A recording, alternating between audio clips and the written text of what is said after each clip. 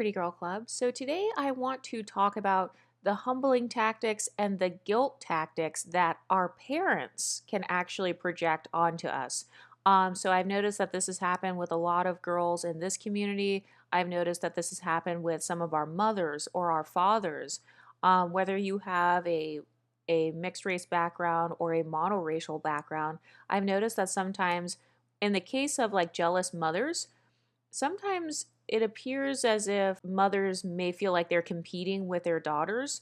So I've noticed this dynamic where sometimes these women who are attention starved and they came from these underprivileged backgrounds themselves, maybe they've never been told they were beautiful or they have never had a loving environment. Maybe they didn't come from a family that was stable. And so when they see their daughter who is getting attention, even people like that say, "Oh, your baby is so cute." Like I've literally seen some girls at my church who were unambiguous who would get mad when people would compliment their mixed race babies and say, "Oh, she's so cute," because they may view it as like pedestalization. But I've noticed that that's one of the reasons that a mother can be jealous of her daughter. It's due to her own insecurities or anxieties. I've noticed that some moms feel like they are just competing with you for attention. They're competing with you for the approval of others, or they feel like they're not good enough in comparison to you. I've also noticed this dynamic where some mothers, they actually get triggered by the success of their children. So for example, let's say you were doing pageants and stuff like that. Like I've seen this happen with pageant moms or women whose daughters are like, maybe you make the cheer squad or you're the prom queen or you kind of like are already achieving these little milestones. I've seen some women get mad and angry because they did not have those successes during their childhood. I've also noticed a dynamic where some mothers are actually jealous of the fact that their daughters get the opportunity to have a childhood because there are a lot of people who had their childhood taken away from them. So maybe they didn't have time to go on the playground. Maybe they didn't get to go to their cousin's house and play. Maybe they didn't get to have fun at school and go on field trips and stuff like that. So I've noticed that some parents can actually be jealous of the carefree nature of their children because they're literally mad that their child does not have as many traumas as them. So on this channel, I've talked a lot about how some people get upset when they can't trauma bond with you. So like if they start talking about all their struggles and how like everything sucks for them, their phenotype sucks, their community sucks, their men sucks, their dating life sucks, their finances suck, and then you can't relate, then people get mad and they assume that you think you're better than them. I have actually even noticed this dynamic even in my own family. So both of my parents are actually from underprivileged backgrounds. Both of them are from the hood. I don't like the stereotype that like only black people can be from the hood. There are plenty of poor people all over the country of every single color. In my case, both of my parents are actually from the hood, and they have made comments kind of implying that me and my brother are like acting white because with me, for example, I have gone running at night, like I've gone on jogs at night, or I've gone on hikes in the evening. And also because I like animals, like I'm not scared of bears. It's funny because now there's that trend where they're like, if you had to choose between a man and a bear, which one would you choose? But I am not afraid of bears. I actually think animals are really cute. And apparently that means that I'm kind of like being white or acting white. And I've noticed that this type of rhetoric, it tends to come from people who they were in an environment where it was very dangerous. Like, obviously, I'm not going hiking or running in a place that is very dangerous. I literally go to places where it's like an entire running complex, or it's somewhere where it's obviously safe. Because if it wasn't safe, they would get sued or would get shut down. It's not like I'm hanging out in the middle of the ghettos where they're like shooting gunshots and stuff like that. But sometimes people who come from a financially underprivileged background can actually be triggered by your carefree spirit. They can get triggered by your carefree nature. I've seen some of this happen with parents when their children want to travel. Let's say you want to study abroad, you want to move to a new city, then suddenly they'll be like, I ain't going over there. Or they'll start talking about how, oh, it's too dangerous. Oh, they're racist over there. Why would you want to go there? You can't do that. Oh, this country is really poor. Oh, didn't they have a war a long time ago? And it's almost as if a lot of their talking points are actually just based off of television and media. And so because they have a lack of experience in their real life, they get triggered and they start projecting onto you and making you feel guilty or feel weird for doing those things. And sometimes it's like a humbling tactic. I've also had my father's an unambiguous monoracial dark-skinned black man. So one time we were talking about, I think we were talking about police officers, or, obviously a very triggering topic for the black community.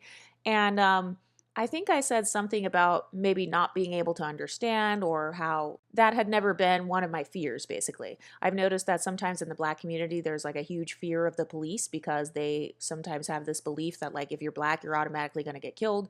I don't like stereotyping black people as being targets for being killed. I think that's actually racist. But anyway, so I remember even my dad trying to imply that because of our background, because of where we were raised, which was in a white community, going to private schools, like I've never gone to public school my whole life. And so because of our background, I've had my dad sometimes make these little comments as if we are mentally, like, we just don't understand certain things, or like we can't relate, or like we're being closed off or out of touch, is what they say in the black community. I've actually had people say that about this YouTube channel, that I'm out of touch. Thank you. I would love to be out of touch with trauma. So that's actually not an insult. But I remember having to tell my parents, like my dad in particular, I remember saying, you guys are the ones who rushed to the white community. You rushed to these non-black communities. You guys specifically moved out of your hoods or your neighborhoods that you came from, and you moved over to these suburban areas, and you purposely raised us over here because you guys thought that it was better. You guys thought it was better for us to go to private schools surrounded by white people for the majority of our time in school. You guys thought it was better for us to go to college, for us to graduate from college and stuff. So you guys are the ones who think that's better. It's not we think we're better just randomly. No, you guys thought it was better, and that's why you guys raised us that way. So you can't raise us in a certain community and purposely birth children because they are privileged, or you purposely want to live in a privileged environment, have children that are quote unquote privileged, and then get mad later on when they only identify with being privileged. And I've noticed this is a dynamic sometimes between parents with their children. So I've noticed this with fathers, I've noticed this with mothers, maybe being jealous of their own daughters, and they might make comments like, oh, you're acting brand new, or you think you're cute because you can wear makeup now, or, you think you're cute because you have curves now. I remember when I hit puberty, so I have an hourglass shape. And I remember when I started to hit puberty around 11, like 5th grade, then some of my cousins, they would start making comments saying that, like, I'm trying to shake my hips when I'm walking in my jeans. And it's like, no, I was not trying to shake my hips. I literally just had a little shape, I guess. And it's almost as if people are projecting onto you, or like they view you as a threat. I know that for me personally, I've been told since I was a child that I was going to be trouble when I got older, or like, she has a smart mouth, like that sort of thing. So basically, if you're articulate, then it means you have a smart mouth, or you think you're smarter than others. And now I've noticed people will try to go out of their way to try to prove that I'm somehow not smart. So once again, it's a jealousy thing I've noticed. It's when people feel threatened by you, and unfortunately, sometimes it can be your own parents who may feel this way. But I've noticed another dynamic with my father. He's an unambiguous dark-skinned black man. He never directly said this, but I could tell that he really wanted me to be with an unambiguous dark-skinned black man. And I can tell because when I was a teenager, whenever some Nigerian or black guy or whatever, dark-skinned, would come on TV, he would be like, oh, Exoticals United, look, oh, look at this guy, oh, look at that guy, oh, yeah, you should get a guy like him, oh, he's a great guy, he's this, he's that. And he would like pump up men who looked like him, and I never thought anything of it until I became an adult and like dated. You guys know that my history is, obviously, I have not really been around unambiguous dark-skinned black men, or that hasn't been my personal dating history. It wasn't necessarily on purpose, but I mean, now that I've seen the red pill movement, I feel like I dodged a bullet.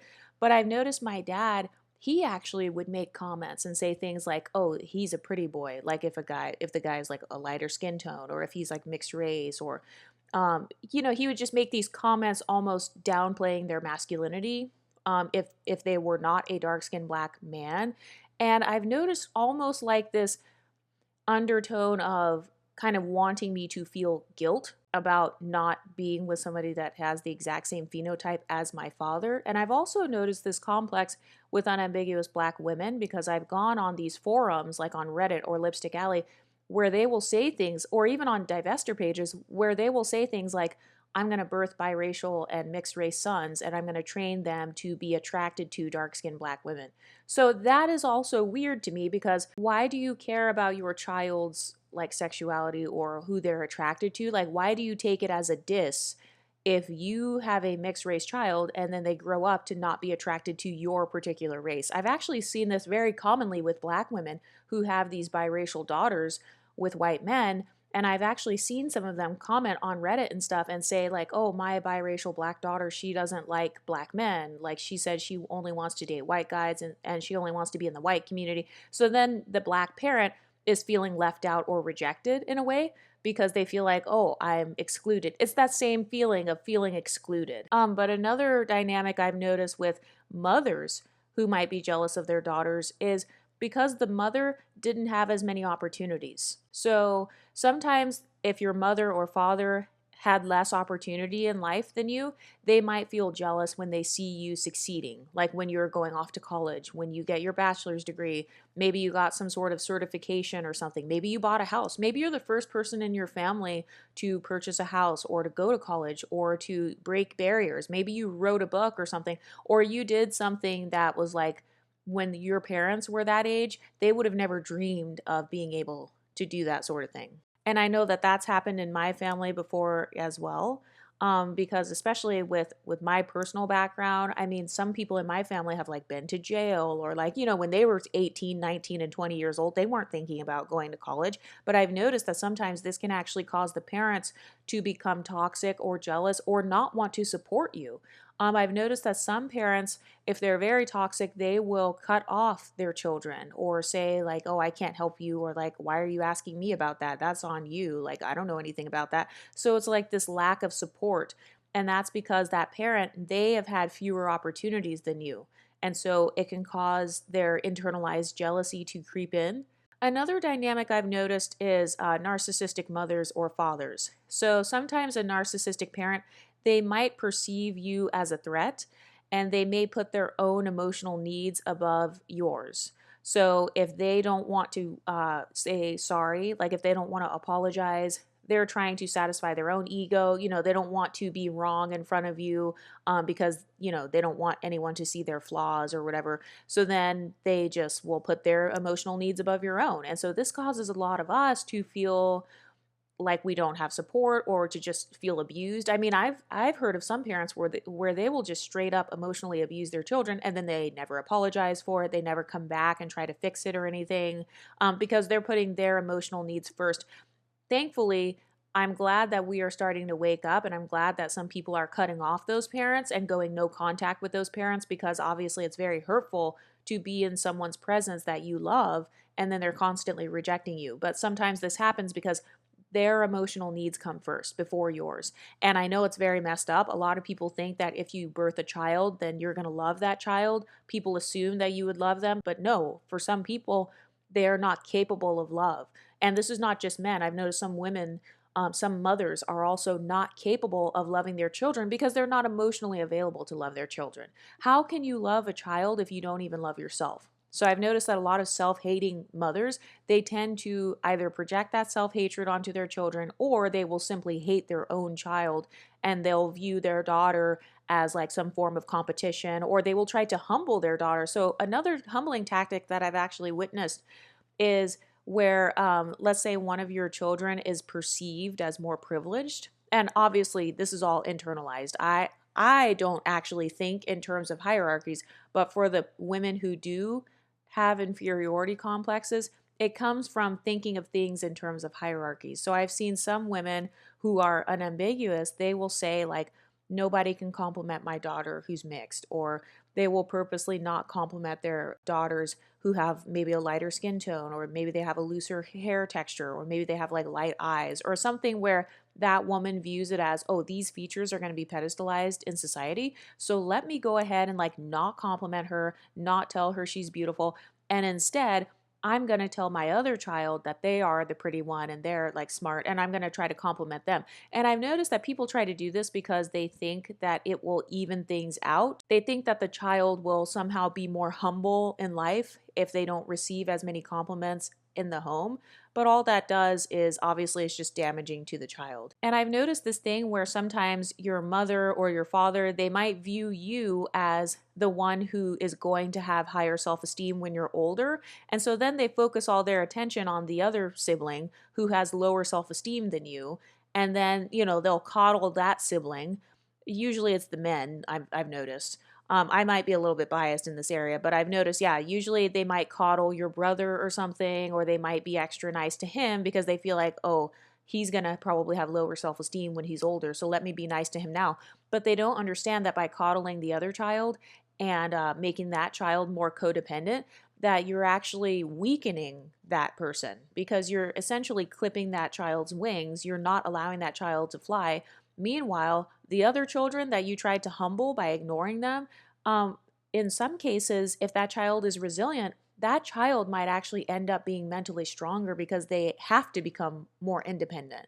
They have to learn how to build themselves up. They have to learn how to encourage themselves. By the way, I'm speaking from experience here. None of this is supposed to be shady towards anybody's parents in particular. This has happened to me before, actually, where some of my own family members have almost made an assumption that I was like cocky, or I think I'm all that, or I'm arrogant, whatever. And so then they will go out of their way to try to build the self-esteem of maybe my siblings or my cousins or other people. But then they didn't realize that by doing that, all they did was help me to have even more of an internal locus of control when it comes to managing my own emotions, building myself up, putting myself on the pedestal.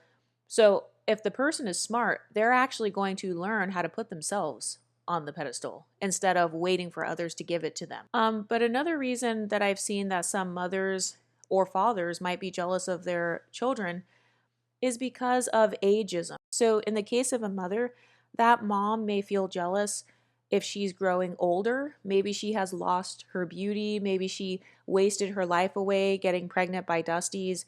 Maybe she has ruined all of her opportunities. Maybe she dropped out of college. She never started that business. She never wrote that book that she wanted to write. She never traveled. She was never smart with her finances. She was constantly struggling and constantly in this loop of trauma and toxicity. And that's also a part of the reason why I've noticed some mothers, they don't want their daughters to leave them. They don't want you to leave them behind. So like when you go off to college, when you get a job, when you get a boyfriend, when you get friends, when you have your own car and independence, when you no longer live with her, now she feels alone because she feels left behind. So it's more than just that parent feeling physically alone. I've noticed fathers will also do this as well. They'll try to guilt their daughters into being their caregivers because he has spent his life tormenting women. He tormented her mother, he tormented his sisters, he tormented his mother, and then now all of a sudden he's old and like lonely and has no one to care for him, and he's running out of money because he can't scam in the same way he used to when he was younger. So now he's just an old Dusty. And so he will try to guilt his daughter into being his caregiver. But part of this is because there are people who are afraid of aging. And it's not just because of the beauty part, it's also because of regret. It's because they look back on all those decades they wasted. They look back on all those dreams they never achieved. And so for you, if you're out here achieving your dreams, you are like a walking trigger for them because when they look in your face, they are reminded of their own failures. And especially if you're a person of color, I mean, for those of you who are new to this channel is focused on women of color. But it's like, especially if they viewed you as someone who was supposed to be underprivileged. For example, let's say you're dark skinned and you are beautiful, you're confident, you're celebrating yourself, you put yourself on a pedestal, you're successful, you get treated well in your friendships, like you know how to set boundaries. So in their mind, your existence is actually destroying all of their internalized stereotypes that they had of themselves because maybe they've told themselves dark skin is a glass ceiling and I will never surpass a certain point because of my skin or because of my blackness. But then there you are with that same exact skin tone succeeding and like breaking every barrier that she thought she would never be able to break. And so that's another reason why a lot of parents as they age, why they can become triggered by their children because they realize, wait a minute, white supremacy didn't stop my daughter from being rich. Like white supremacy and colorism, it didn't stop my daughter from having confidence. It didn't stop her from being who she wanted to be. So now I feel like an idiot because I spent the last 60 years living my life in a box because I thought I'd never be able to get out of it. I thought that my skin tone put me in the box, or I thought that my features or my blackness or my me being from the hood, I thought that all of those things put me in a box. And so now I feel angry because it's not putting my children in the box that it put me in. And so this is where you get those parents who will downplay your success. They'll say, "Oh, well, you only got into college because of affirmative action. Oh, well, you only got that because you just got lucky, or oh, they just needed somebody else to work at the job. They were just desperate. That's why they hired you." They're doing this because this is their way of rationalizing their own failures. And so they try to project it onto you. Another reason for parents using humbling tactics is due to beauty. So sometimes, like, a mother might feel jealous if she values herself solely based on her own beauty. If she sees you, especially if you look like her, like if she sees you and you look like her and you are viewed as beautiful, or if you look like just a lighter skinned version of her or just a darker skinned version of her and you are perceived as beautiful, then that can be threatening because she feels like, wait a minute, I thought that like she would not have this pretty girl lifestyle or this pedestal. I thought that she wouldn't have this confidence. Like, so once again, you're challenging her internalized biases and it causes her to feel triggered. And this is also based on the male gaze too. So these tend to be like the pick me moms who get mad if like her boyfriend compliments you and it's like, "Mom, I'm 15 years old. Like, first of all, why is a grown man even looking at me? Secondly, why would you be threatened by that?" So these are the women who they think you're going to take their man or whatever. Or these are also the parents who accuse you of being promiscuous because they know that if they looked like you, that they would be promiscuous and they would be making money doing sex work on the side or whatever. So they accuse you of doing this sort of thing because they feel like that's what I would have done if I would have looked like you. Another reason for parents having jealousy or using humbling tactics against their kids is due to unhappiness. Sometimes that person feels unhappy with themselves and they just never accomplished what they wanted to accomplish in life. Or they have an external locus of control. So I've noticed sometimes with my family members, especially like some of the unambiguous Black men, they have had this talking point of, the police are discriminating against me, I'm being held back, society or whoever holds me back. And they will constantly talk about these invisible white people holding them back. They'll talk about these invisible racist police officers holding them back, even though they didn't even commit any crimes or anything, and they have no actual stories to back up what they're saying. And so they will hide behind isms as the excuse for their own failures, but then they get mad when they see that you don't. They get mad when they see that you succeeded.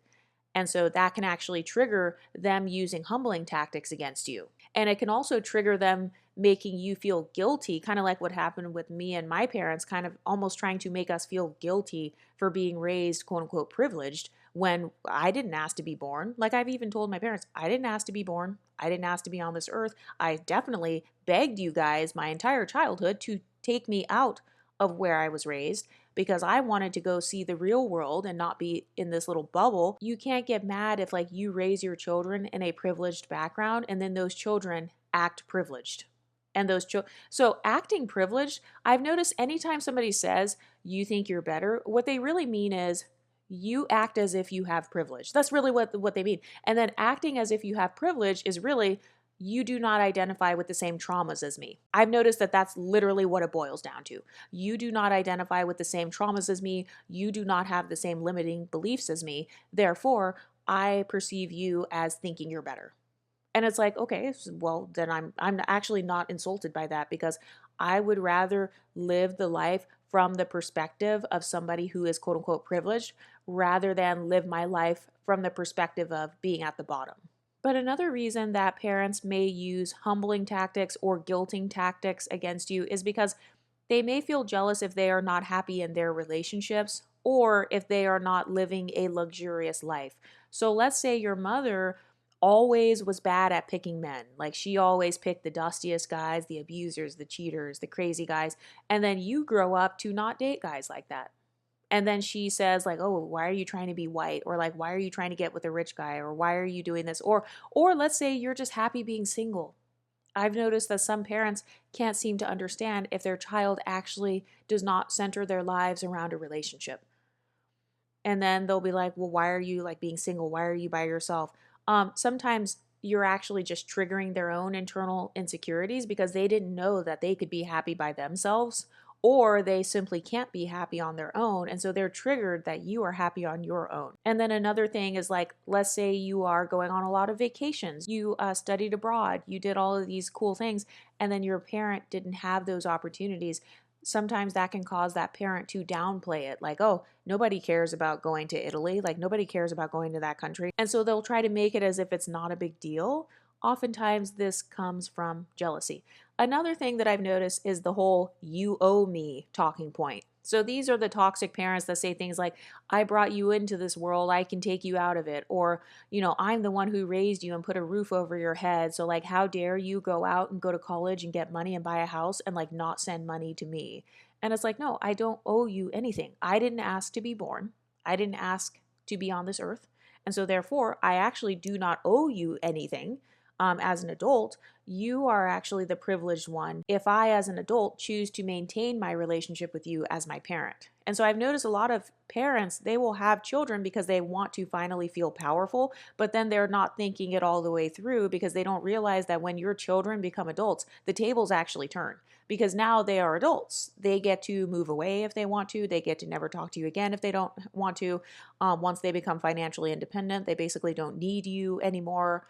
And so I've noticed that a lot of parents, they're not used to the power dynamic shift. Part of the reason why they wanted the children was so they could finally feel powerful and so they could finally have people who are emotionally dependent upon them. I've noticed that some people have children for toxic reasons. They have children to meet their emotional needs. And obviously, that's extremely immature if you think that a 5-year-old is going to meet your emotional needs as a 35-year-old. But I've noticed some people, they really do have children in hopes that that child will fulfill them, meet their emotional needs. Sometimes they see their children as like a redo, kind of like that Brian McKnight personality. So you screwed up with the first family, and now you're hoping with the next family that you can raise those children properly. But you don't realize that the other children, they still exist and they still know about this bad stuff you've done. They can easily tell their sibling, hey, this is the bad stuff that dad did to me. But those are just a few of the humbling and guilting tactics that I have seen. Have you ever had your parents make you feel guilty for your dating choices, guilty due to your privilege? Or have you ever had a parent be straight up jealous based on your phenotype or assuming that you think you're better when you've never said that? You've never in your life said anything to promote that talking point, but they project their own inferiority complexes onto you? What do you ladies think? Let me know in the comment section and I'll talk to you next time. Stay pretty, ladies.